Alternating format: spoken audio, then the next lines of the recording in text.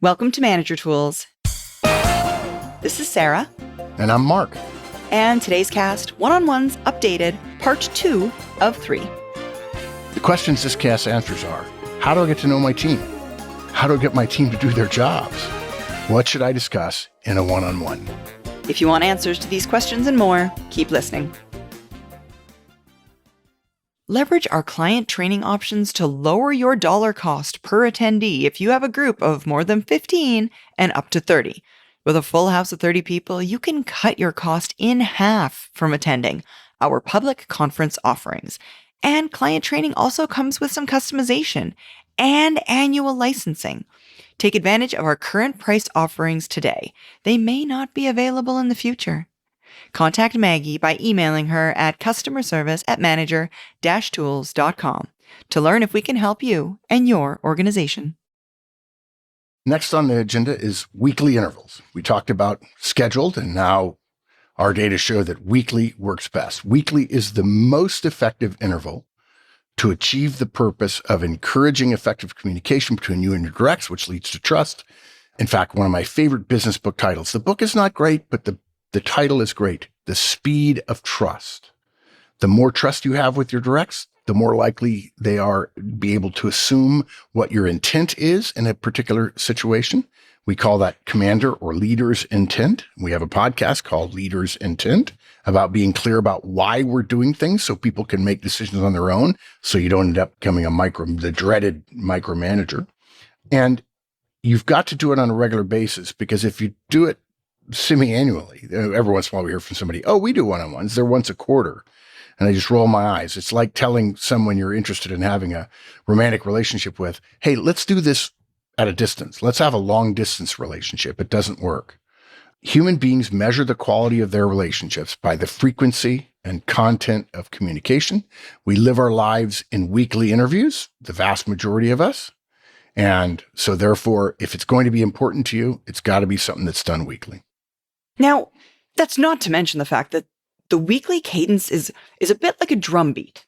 Think about what you're doing this Thursday. You know pretty much what you're doing next Thursday as well, don't you? You've got a couple of meetings. Maybe it's your turn to pick up the kids, or there's something special or not happening. Right. Now, what's happening the week after that? Or in British English, what they would say is Thursday week. What's happening that Thursday? Well, we'll take a bet that you maybe know about your standing meetings, but don't know whether or not you have a customer call scheduled for that day or any other thing. And the week after, it just gets worse. But those standing meetings, the ones that happen every week, you can usually know. For us, it's ops on Friday. Someone's like, what are you doing Friday morning? Ops. That's what I'm doing. It happens every Friday at the same time. And it's like a drumbeat. It keeps it top of mind. Yep. And as I mentioned, most of us professionals, we tend to think in weekly interviews, unless you're weekly intervals, unless you're the CEO and you think in quarters or years, or as one said at Procter & Gamble, my old stomping grounds, Procter & Gamble thinks in decades. Now, look, you could have one-on-ones every other week, what is known as biweekly, or as the British would say, fortnightly. But they won't be as effective. And we have data on that as well.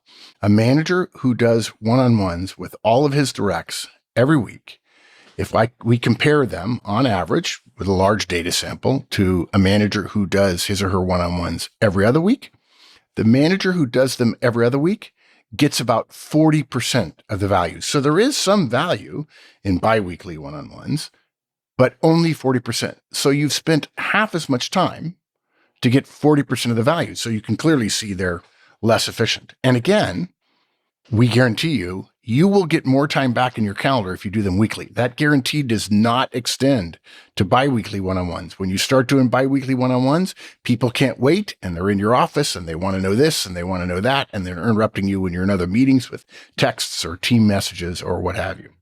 Yeah, that's exactly it. And it just gets worse.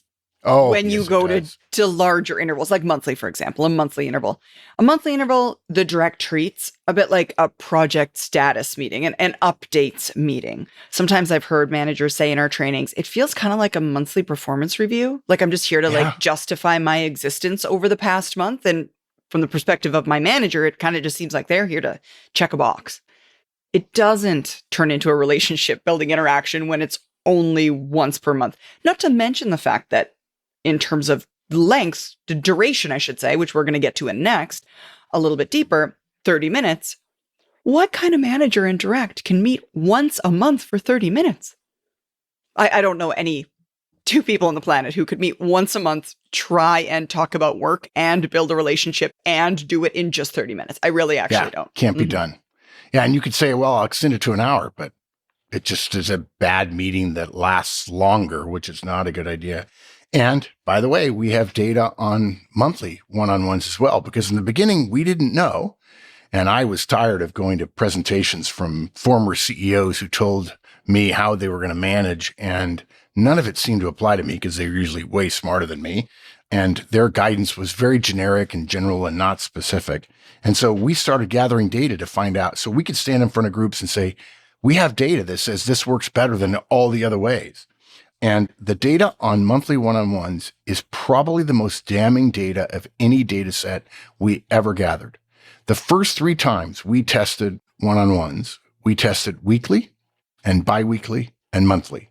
We didn't know which one was best. And so we thought we tried. Look, if we could come up with an agenda for a 30-minute monthly one-on-one that got the same kind of trust scores that led to the same sort of results and retention improvements that a weekly one-on-one would get you, we would recommend that in a minute.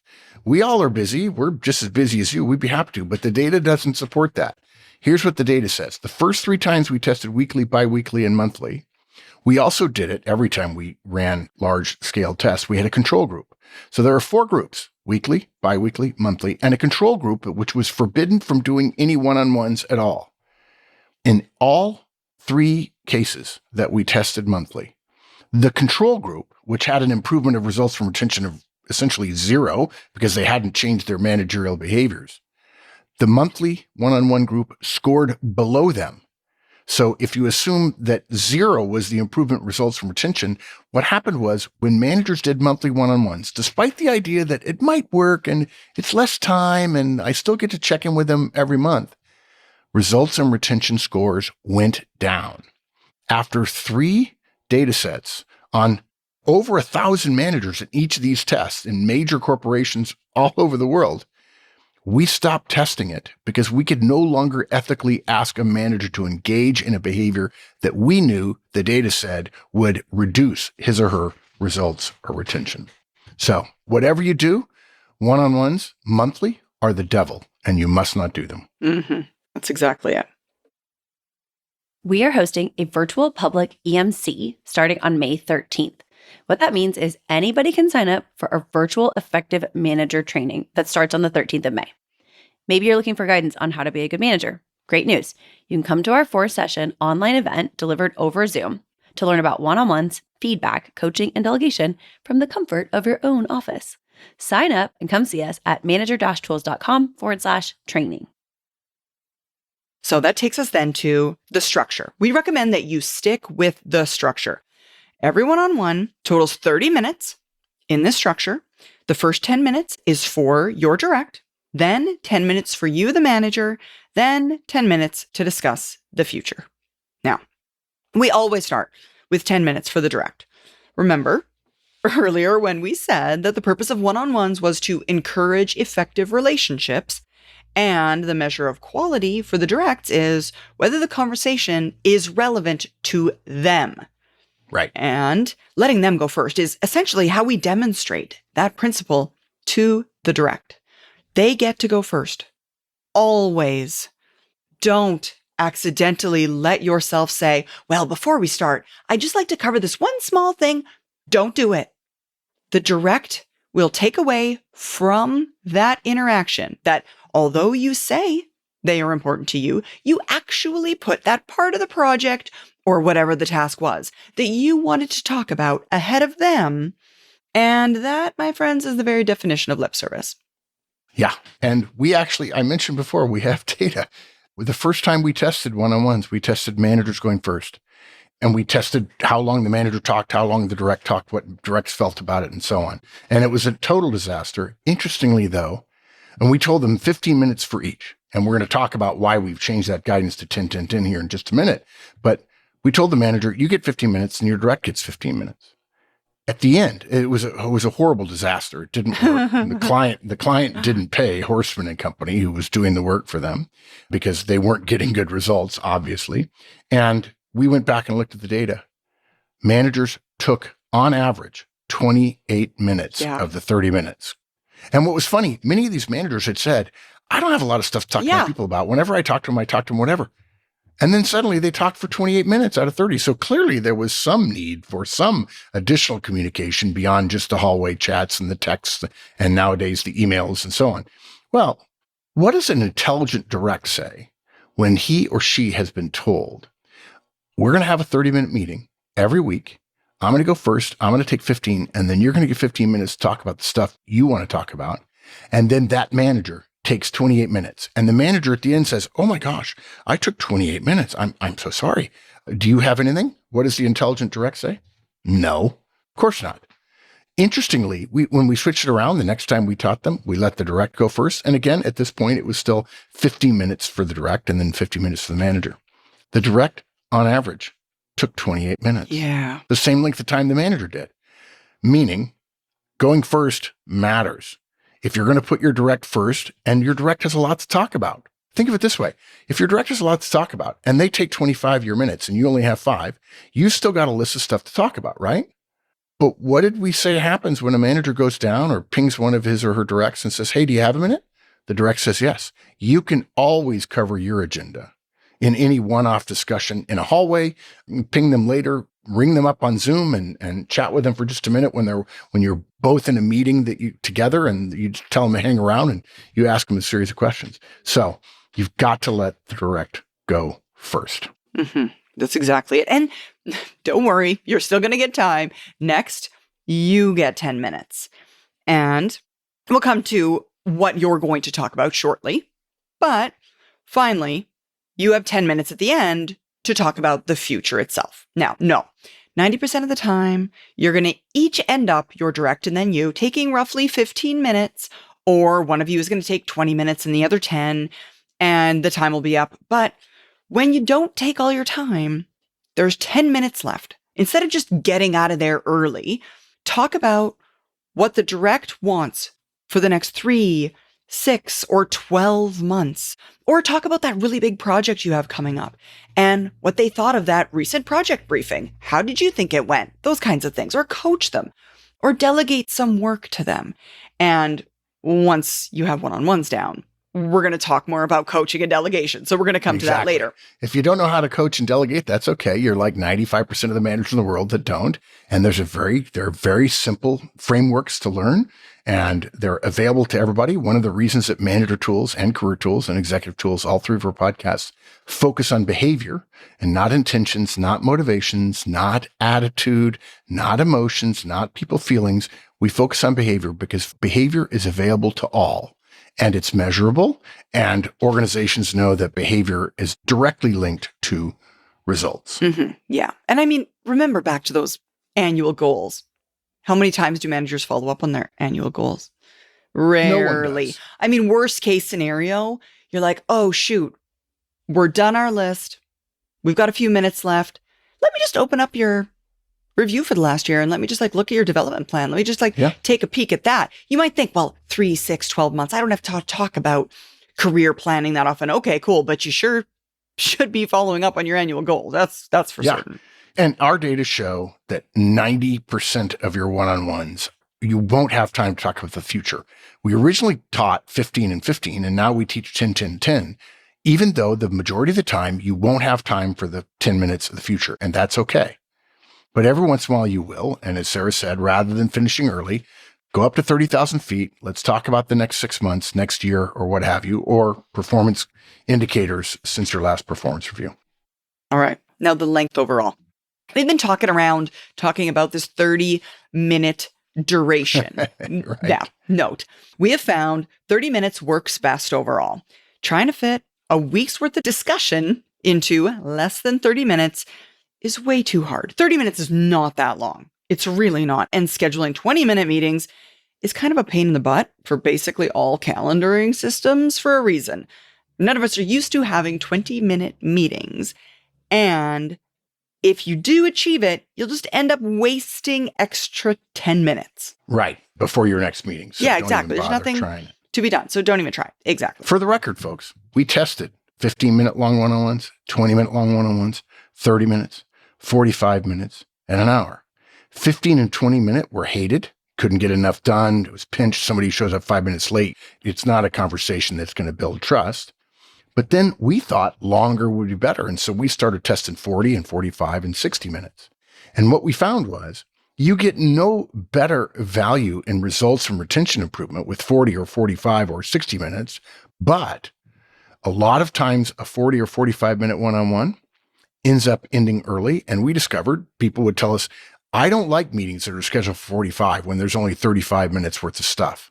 I want meetings to be scheduled tightly. I got enough meetings in my calendar. Well, a lot of managers said, well, I really want a whole hour. Well, what we discovered there is those meetings get pushed around a lot in terms of, well, you're just meeting with one person. Can't you do it in less time? And they become much harder to keep, and they're much more likely canceled. The single biggest improvement we have ever gotten every single time we've ever tested duration of one-on-one is 30 minutes. It's not too short and it's not too long. And we can say that because that's what the data says for over 400,000 managers. Yeah, exactly. Now, folks know at the beginning of one-on-ones, Mark kind of alluded to this earlier, there's going to be more to talk about.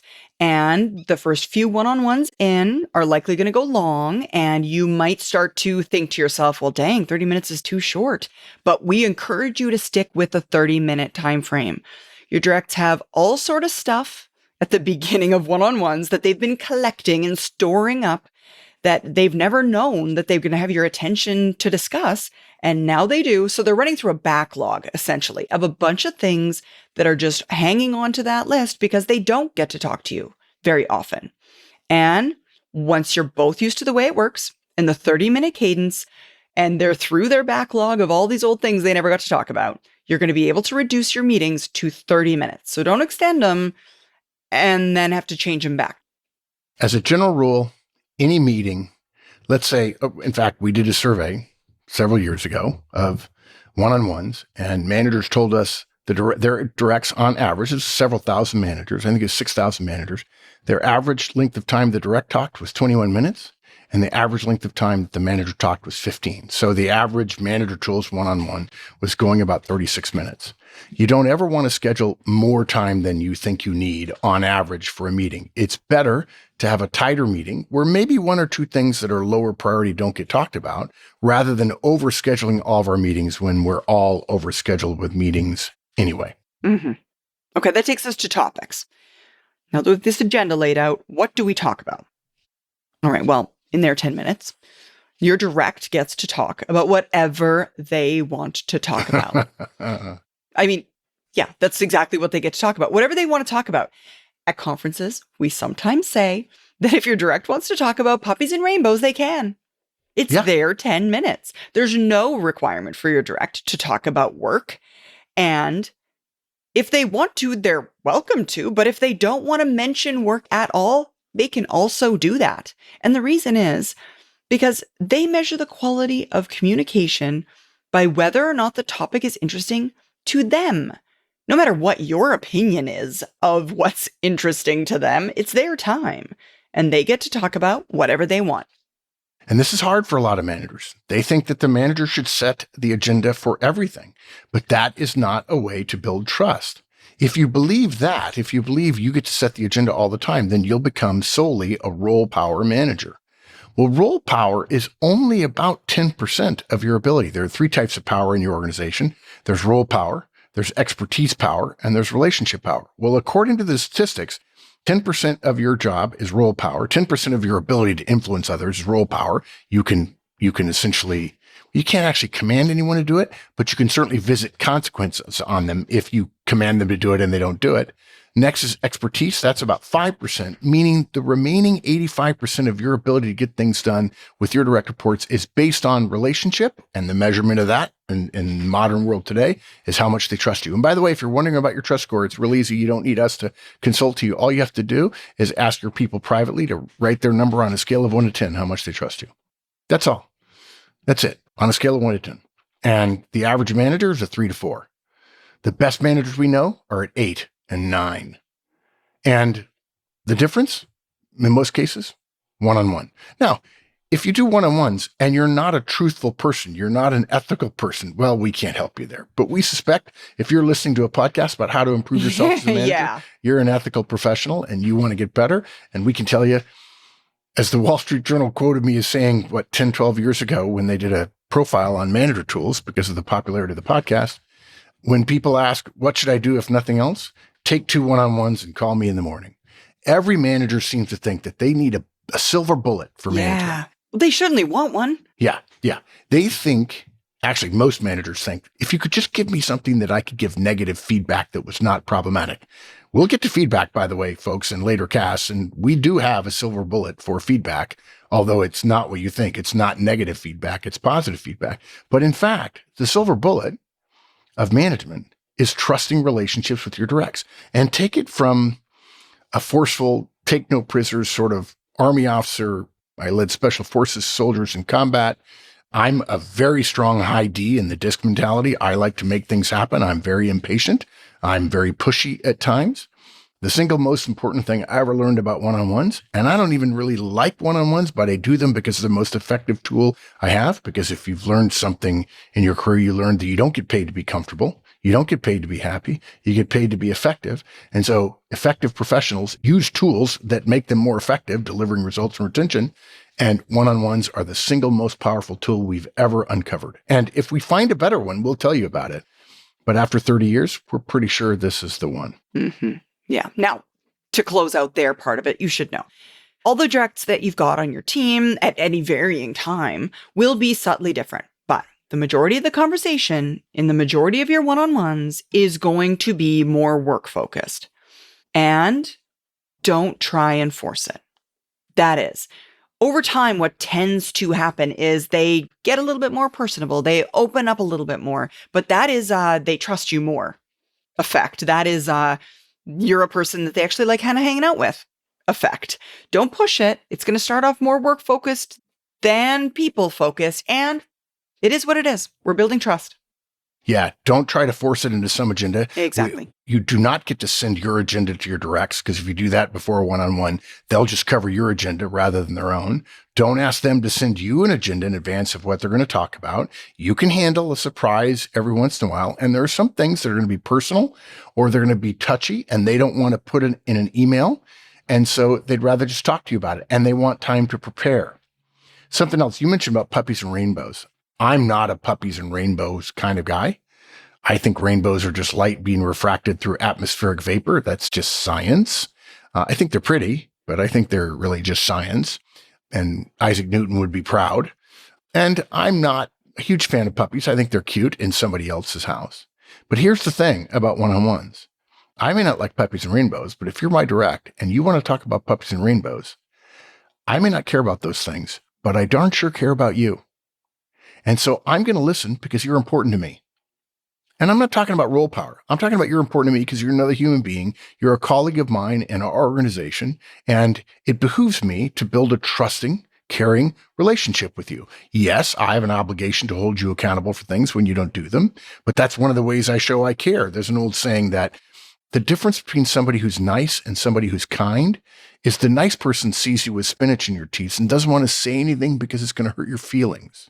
The kind person actually will say something to you, because they would prefer that you would tell them if they had a spinach in their teeth. So I may not care about puppies and rainbows, but because I care about you, I'm willing to listen. And I'm willing to take notes, as we'll learn later. Why? Because I care about you. And so therefore, I care about the things that you care about as well. Mm-hmm.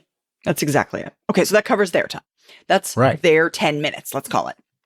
In your 10 minutes, you get to talk about whatever you want to talk about. Now, we know you. You're probably going to want to talk about work, and that's fine, right? Where your direct is with Project X, how they resolved a problem with customer Y, when will they have an update to Solution Z. If you want to talk about personal things, you totally can. whatever you want to talk about. Yeah. That's what you get to talk about. And our data says 79% of directs time, we have videotape, thousands of hours of videotape of one-on-ones between managers and directs. We got their permission. Yeah, I was going to say, because that's not just creepy. so you know. Yeah, a little creepy there. 79% of directs time in one-on-ones is spent talking about work. 86% of managers' time is talking about work. So, yeah, you're going to end up talking about work because that's the thing that connects you. Some of you might be a little bit worried that you're going to run out of stuff. Sarah alluded to this earlier, that in the beginning, your one-on-ones are going to run long. The average manager, when we're training them on one-on-ones in their company or one of our many public conferences all over the world, they say, oh, my people aren't going to have anything to say to me. That is not the problem, folks. Our data show the problem is not going to be that your directs don't want to talk to you. You're thinking it's only going to be 15 minutes. They're going to cross their arms and say, I got nothing. I don't know. And to be fair, that may be true because they've had a string of bad bosses. Yeah. Who told them they wanted to build good relationships and then didn't do anything, and they realized, I can't trust bosses. Or they had one bad boss, and that was all they needed to resist and to lean back and to say, no, thank you. In fact, I think we determined it's 6 times more likely that your beginning one-on-ones will go long rather than go short. The problem is not they talk too little. The problem is they talk too much, which, again, completely eviscerates the argument that managers make. Oh, we talk all the time. We don't have anything to talk about. Mm-hmm. That's exactly it. Which takes us to then the final 10 minutes. And if there's time, as we mentioned earlier, you can talk about the future. It's time for coaching and career planning, the things that many of us say we don't have time for. We have time for at the end of this meeting, should we get out of there early. Which takes us to, if the one-on-ones go long for a few weeks in a row, look for one topic cause. That is, normally there's a thing. Maybe it's a project that y'all are working on that's taking up a large chunk of that one-on-one. And simply carve it out. Schedule a separate meeting for a project update on that particularly difficult project. Or schedule time to get to the heart of that other problem with the customer so that you don't keep going round and round and adding this big topic to what is your one-on-one agenda. Or potentially causing them to talk only about that. Yeah. And nothing else. And so you don't get a wider view of your directs. That's all for this week, folks. Thank you again for joining us. Join us next time as we finish our guidance on one-on-ones updated.